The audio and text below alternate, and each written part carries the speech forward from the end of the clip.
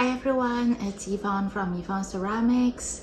I'm going to start a series of videos from now on video logging my daily activities in my own pottery studio.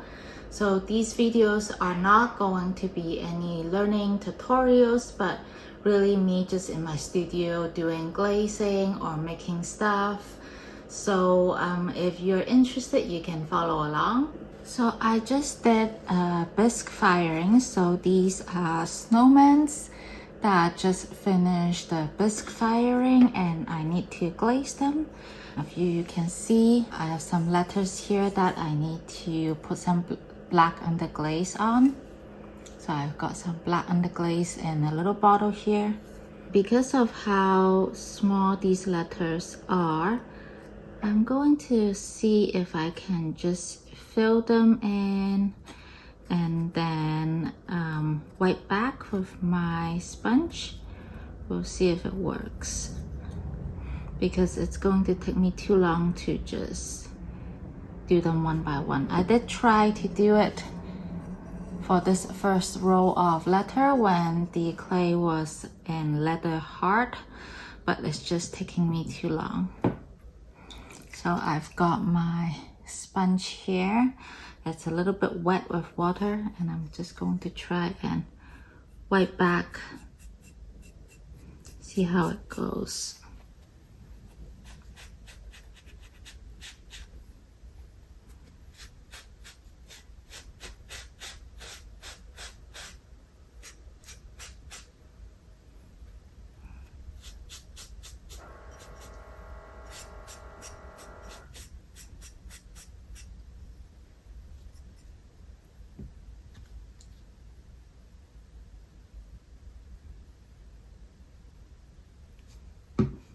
So I think it's not too bad. As you can see, when I was wiping back, the H is missing the little horizontal line.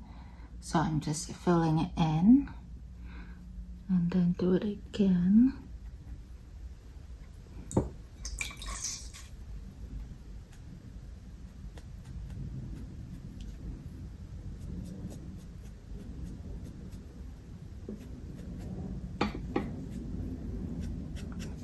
I think it's pretty good, so I'm just going to leave it at that. There are some black mark that stained the surrounding area here. Because it's a snowman, I want to make sure it's like completely white when I glaze it. So once the water has dried off a little bit more, I'm gonna just use a sanding block to sand a little bit off of these black mark. I couldn't use my sponge to wipe off, so I'm just gonna do that, and I'm gonna go ahead with the other three of them.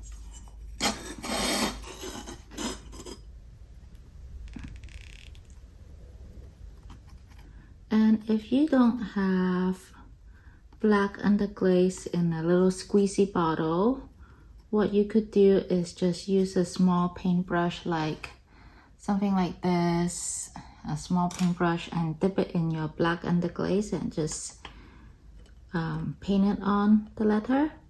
But make sure it is like dry before you wipe back with your sponge.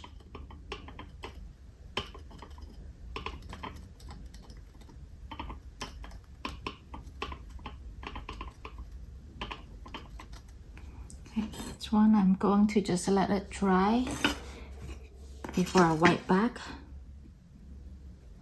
So I made these snowmen using hand building technique.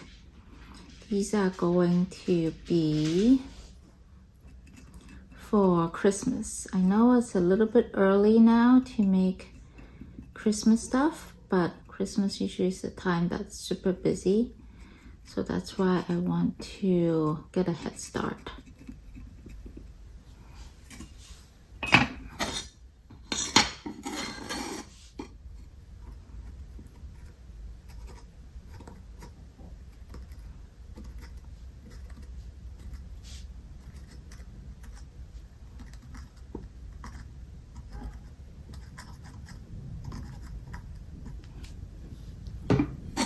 Okay, so these are all done, and now looking back at our The first one we did, it's completely dry now, so I'm going to use my sponge and clean it up.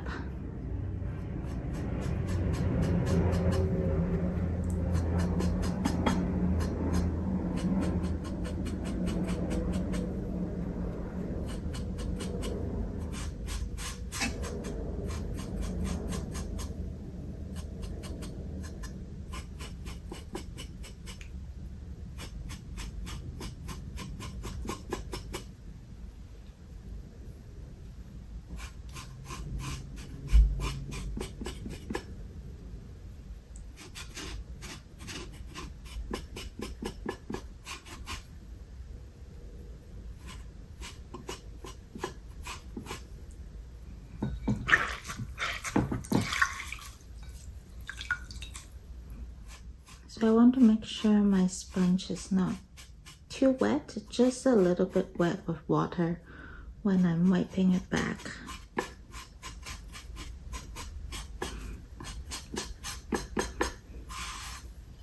And this one looks really good.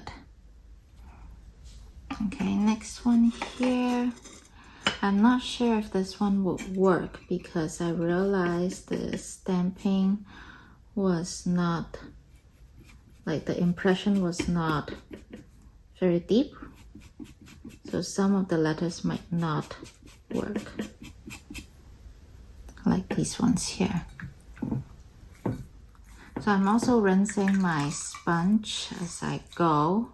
So make sure you have water beside you.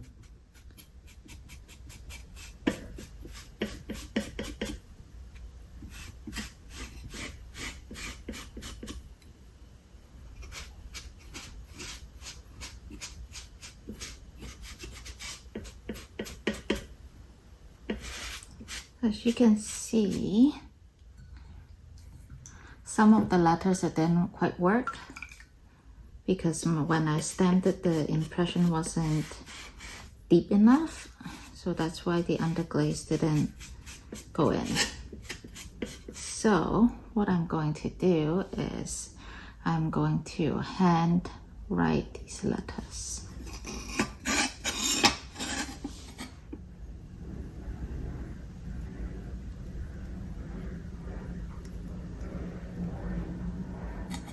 Not too bad because there's not that many of them I need to write. Just need to have a very steady hand.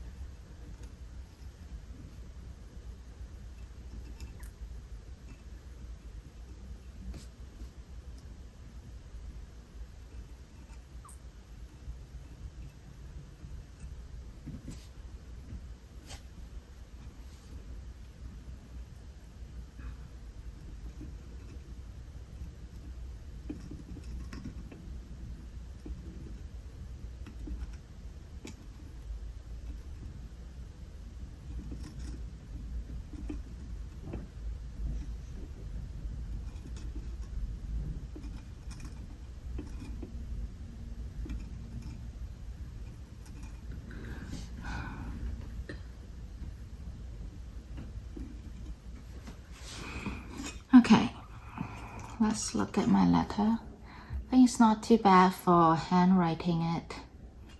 That's the best I could do. Now on to my last one. So that's why it's really important to have a really deep impression when you're stamping onto the clay.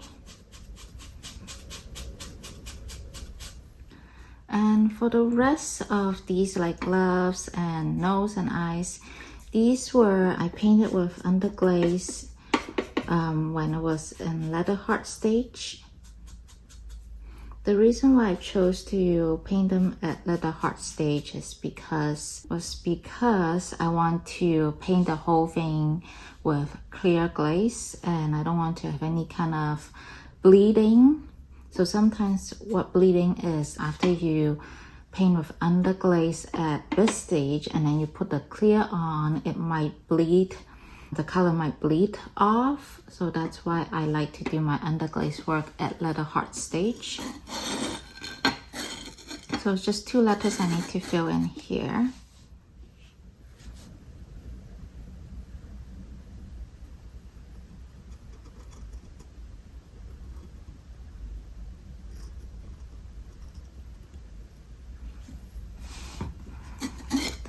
That one. Okay, now going back to our first one. It's dry now. I'm gonna get a sponge, not a sponge, but a sanding block to sand that outside. So I finished sanding it outside. When you're sanding it outside, make sure that you are wearing a respirator so that you are not breathing in the dust. So even though I did sand it, some of them still were like, you can still see some of the black mark here, which is fine. I'm not too concerned about it. So now I'm going to clear glaze the whole thing. So here I have just some brush on clear glaze with my fan brush. Just gonna stir it around a little bit. Make sure you're stirring it to the bottom as well.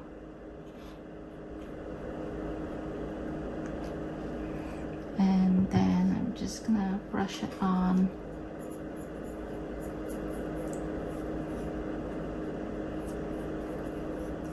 And when I'm brushing it on, make sure I get to like underneath of this area. I like using this fan brush when I'm doing clear glazing because it's very soft and it can get into the grooves and the edges.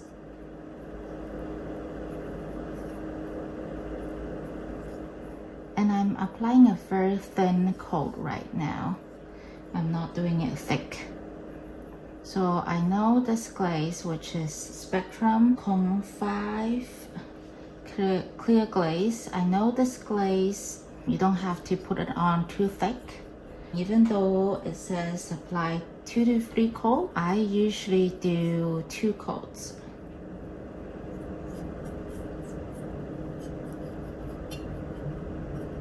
So of course it depends on the glaze as well. So each brand of glaze is a little bit different.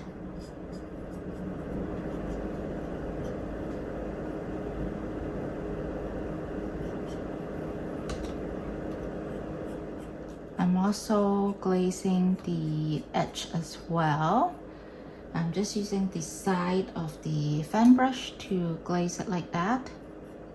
And some of it will get to the bottom of the snowman, and that's completely fine because once I finish glazing and it's dried, I'm going to clean off all the bottom so that it doesn't stick to my kiln shelf. But just for quick glazing, that's how I do it. So now I'm gonna wait for this to dry. I'm gonna put it on the side and then doing my next one. And so that's why when I'm glazing on my glazing day, I want to make sure I have everything organized so that I have all the ones that need clear glaze to be together. So I am doing it efficiently.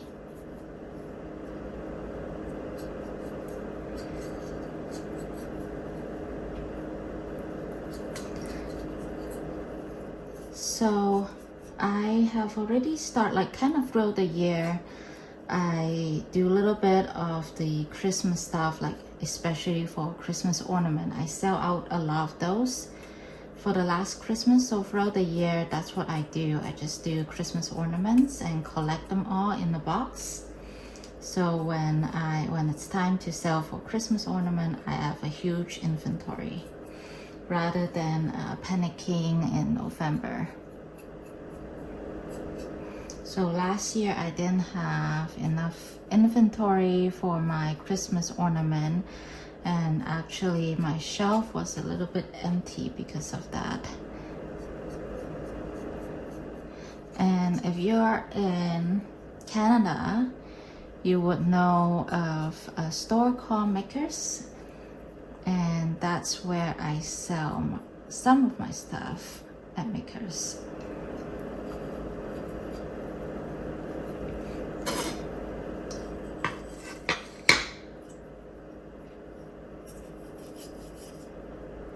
So I could have dipped these in a bucket of clear, but I don't have any dipping glaze. I only have brush on glaze. It would be much faster if I dip them. But then since I don't have dipping, I will have to just quickly brush them. And you can dip these into the brushing glaze because it will go on too thick. So you need to have like specific dipping glaze for dipping.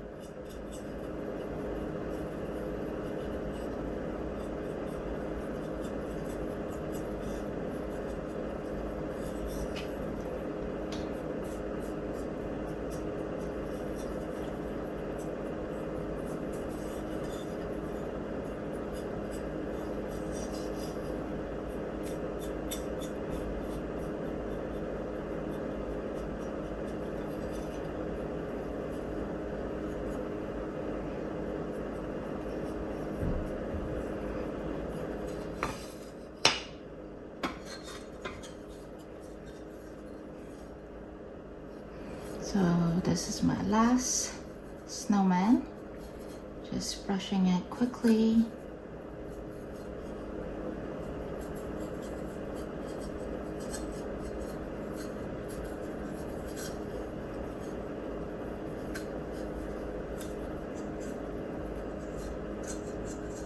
A lot of times people ask me what do I do all day, and I will just tell them I'm doing pottery.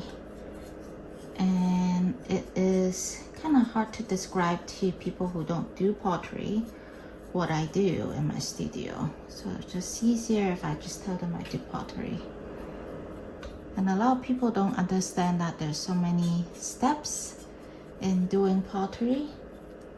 A lot of times it's just boring tasks like doing repetitively glazing or recycling clay. Not every single day is fun and making creative stuff.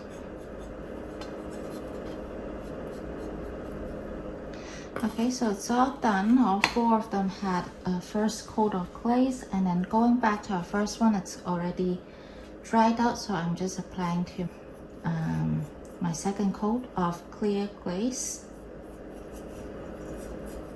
So I found that with the letters in the past, if I put on too thick, it would actually, the clear would pour onto the letters and it doesn't make the letter as crisp. So that's why sometimes I will only just put on 1 coat of clear for the letter part, but the rest I'll put on 2.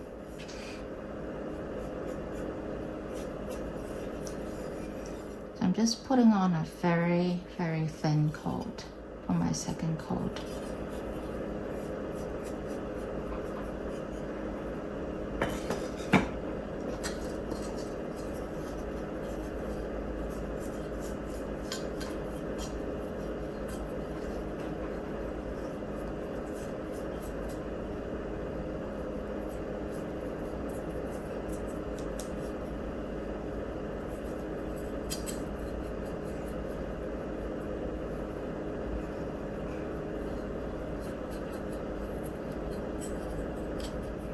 So if I don't put on the second coat, sometimes the glaze becomes too thin in areas and it doesn't have that smooth finish of a clear glossy coat. But you don't want to put on too thick either, because then it will pull in those areas and it will diminish your design, especially the detail areas. So it's a delicate balance.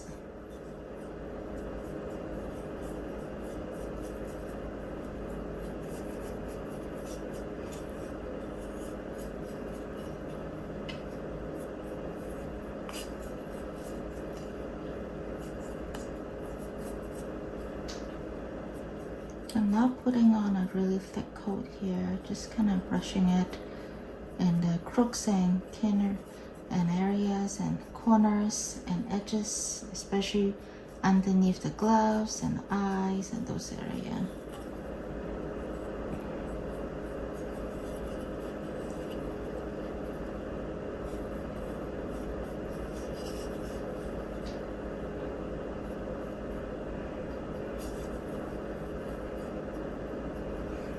Okay, last one here.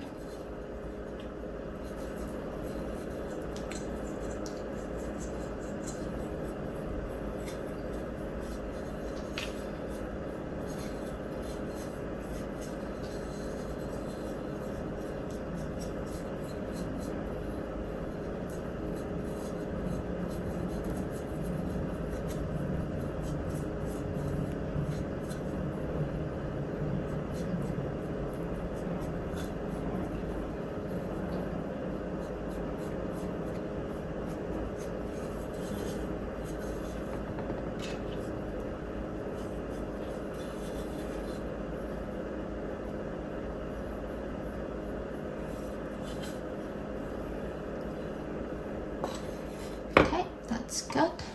I'm gonna let these dry and move on to my next thing. The next thing I am glazing are these cute strawberry plates. They're super cute little ones, so I'm going to glaze them with clear as well. Like I said, when I am using clear, I want to make sure I'm just glazing everything with clear first. It's just more efficient for me that way. So this one, same thing. I want to make sure I'm doing a really thin first coat.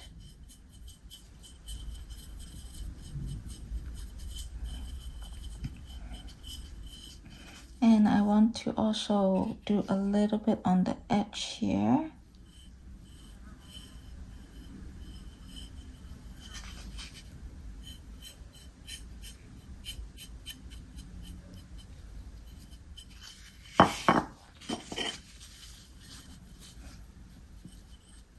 Oh, and I put on gloves because I forgot to put on gloves during the first time when I was glazing those snowmen.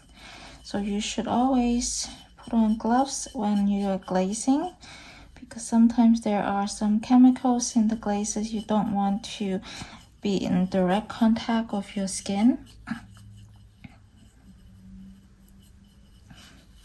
So try to remember to put on gloves when you're glazing.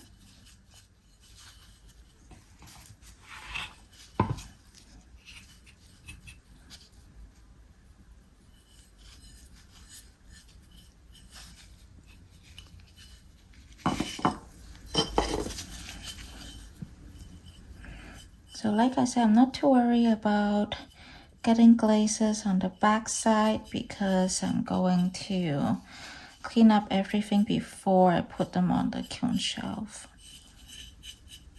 It's very important to check for any glazes, especially around your foot of the plate, because you don't want them to stick to your kiln shelf. And not only you need to clean up your kiln shelf afterwards, you'll also lose your piece. So now I'm doing the second coat.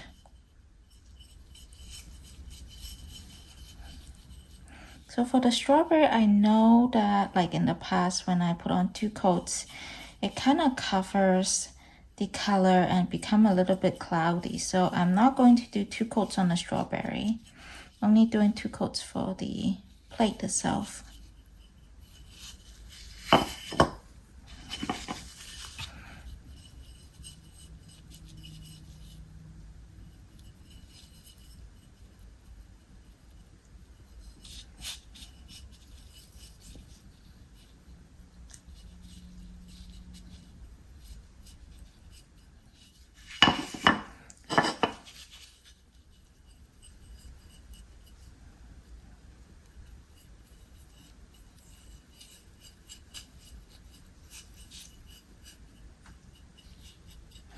Okay, that's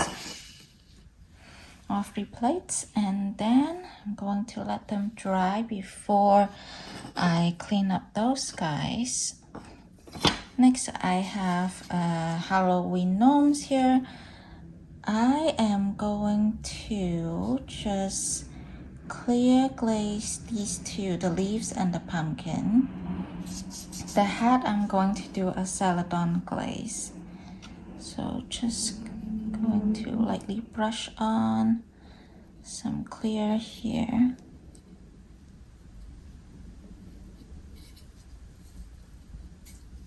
And looks like my fan brush is a little bit too big for this job. I'm going to just use a small paintbrush for this. So when I'm glazing, I always have all my paintbrushes around because you need different size of paintbrush for different jobs. Want to make sure that glazes don't pour in one area. See, I like the small paintbrush because it can get into these area that it's hard to get for a big paintbrush. Okay, so I'm gonna let this dry. Let's see what else I need to glaze with clear.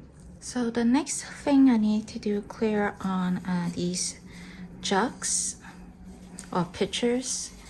So these are slip cast, and I am doing a test color for these. They are actually in the kiln right now.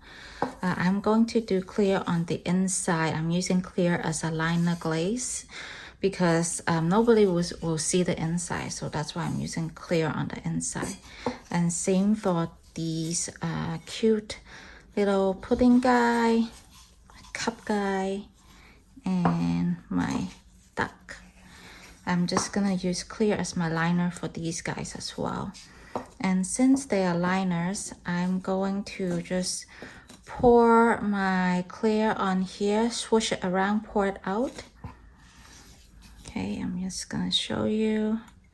Pour it in, a little bit more.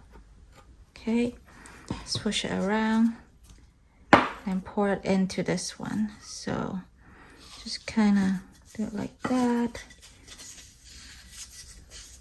So pouring out and turning at the same time.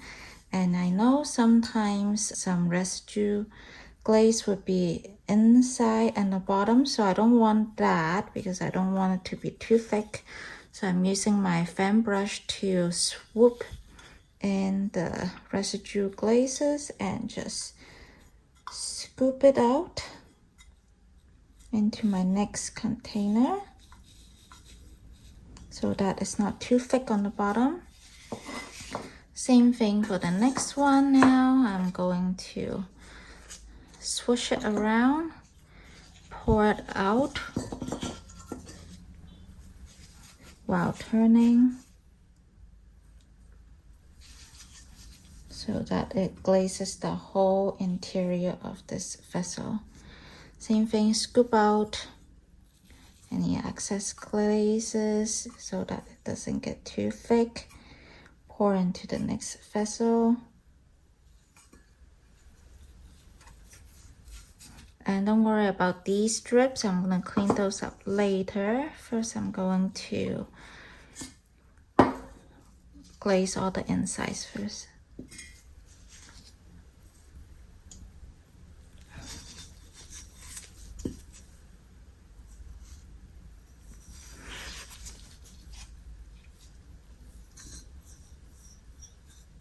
So in this process, I'm doing it really quickly because I don't want the glaze to be sitting inside of this vessel for too long. Okay, so I need to pour a little bit more in this one because the inside of this is bigger than those guys.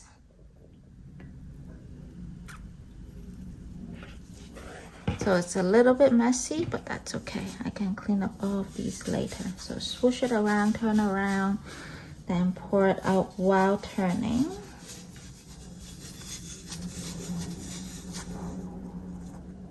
I'm going to show you a different angle. So here's my vessel, my jug, I'm going to stir my clear, then pour it into my vessel. Okay, that's pretty good. Then swish it around and then pour it out while turning.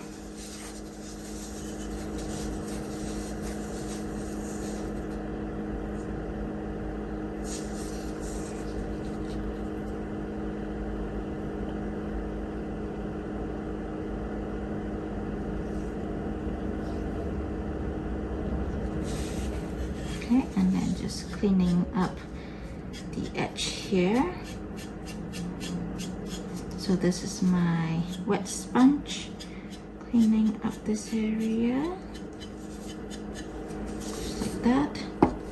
Same for this one, just cleaning up these strips from earlier.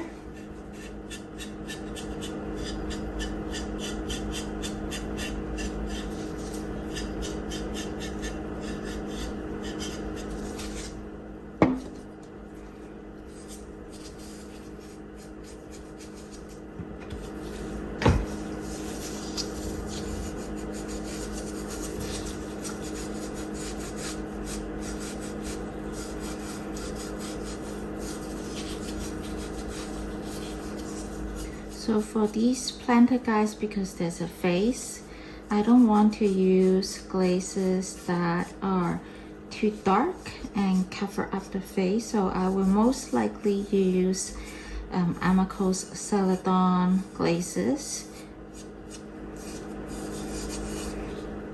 And in the Celadon glazes, there are glazes that are darker in color, such as the cobalt.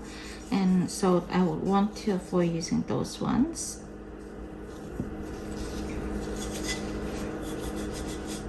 So I would probably choose something like marigold, which is yellow, or cherry blossom lavender. I found that it can cover underglaze details sometimes, so I probably won't use that one.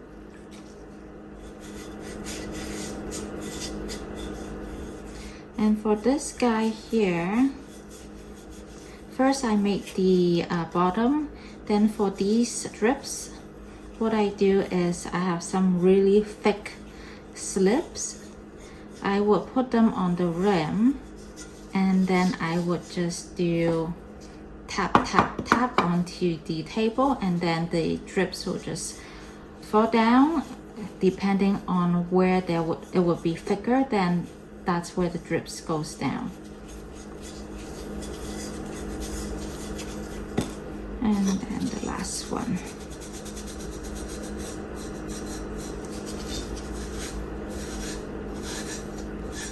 And for this ducky, same thing, I'm making the bottom first, and then once it's hardened up a little bit, then I would add the beak and the little wings for my duck.